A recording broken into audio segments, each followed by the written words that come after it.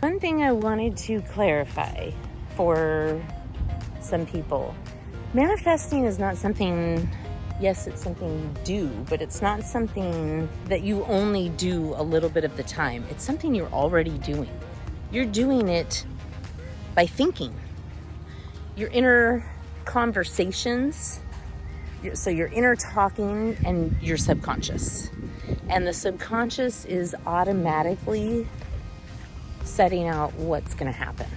So the way that you perceive yourself, the way that you perceive other people or the situation. So if people are showing up in your life, it's because of a thought or an idea that you either had about them or yourself or the relationship between you two at some point in time. And they're literally acting it out for you. They're showing up in that manner just for you. So nothing's by accident. All of it is through thought at some point in time. So when you want to change out here, out in the 3D reality, you start it by changing in here. As within, so without. And if you're forcing things, if you have met that person and you did it like with alluring or with any other way than just being 100% your true self, it's not going to last. It's not going to work. You're not going to keep it. Especially once you align with your true self, because the energy that thing holds is not going to be a match, most likely, any longer. So just know that you can change absolutely any circumstance within your life. Any. You created it. You created it via thought, and you can change it via thought. When you have a thought, you generally have a feeling, and that's when it imprints into the subconscious, and that's when it shows up into or projects into your reality. I hope this helps for anybody that's had some of those questions, and let me know any other questions you have below. You're doing amazing, but you've got to change those shitty thoughts that are creating those shitty circumstances within your reality. That's it. It's not anybody else that has to change. You have created that. If you want to change that, change yourself.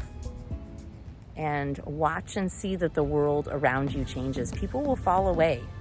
People will not show up that maybe you used to cross paths with all the time. It's literally so interesting to watch your reality change as you change your inner thoughts about yourself.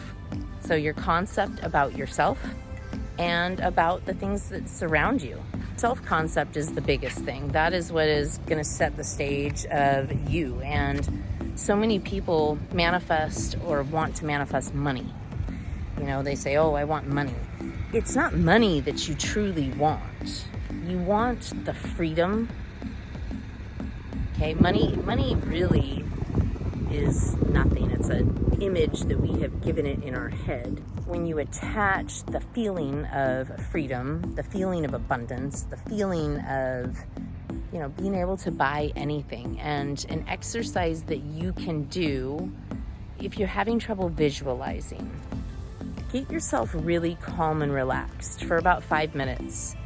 Then what I want you to do is I want you to close your eyes. And if you had absolutely unlimited financial resources, I want you to imagine the things that you would go buy. What would you buy? What would you do?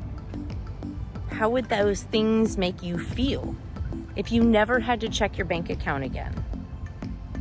If you could walk into a store and absolutely buy anything without checking the price tag. If you could go on a vacation, where would you go? If you could go buy any house, any car, it didn't matter. What would you do? So expressing and living in that is going to create feelings within you. And those I like to call them visualizations or images or scenarios that you've created in your mind. When you attach a feeling to that, that's imprinting. So it depends on how you feel about that too. You need to feel that you're worthy of that, that is available to you. You can tap into, you are literally feet away from unlimited resources of money. Whether it's a big lump sum of money, whether it's you want to go buy your dream car, your dream house, it's the energy of what that will bring you. Will it bring you freedom? Happiness is something, regardless of what you have, that's something you have to choose. So don't attach happiness to that, but attaching the feeling of freedom, the feeling of choice, the feeling of being supported, and the feeling of being abundant. You can find those feelings. What would you do with those resources? Not that I need to know, or not that anybody needs to know. You don't need details. It's more so to create that feeling of freedom, to create that feeling of unlimited abundance, and to know, that's where your faith comes in, to know that that is available. The creation has already done. God created everything already. And we don't make money. Okay, we don't print it, right? But what does money do for us? It provides us a way to live that creates freedom. It creates a feeling of choice. So if you can tap into those when you are imagining those things, because it's not showing up today or tomorrow, give up. But to say, oh, I want money. It's not money that you want. Money is just an object that we have, put an image to within our own minds. What is that money going to provide for you? What is the attachment that you're giving to having more money? That's an exercise that you can do that will help to strengthen that, especially if you feel like you can't visualize. Okay, it's more so, can you feel the feeling of the things that you want, of what will that bring you, and how will that feel? I hope this helps. Make sure you like these videos. It helps me bring more of them to you. I love you. I'll see you in the next video.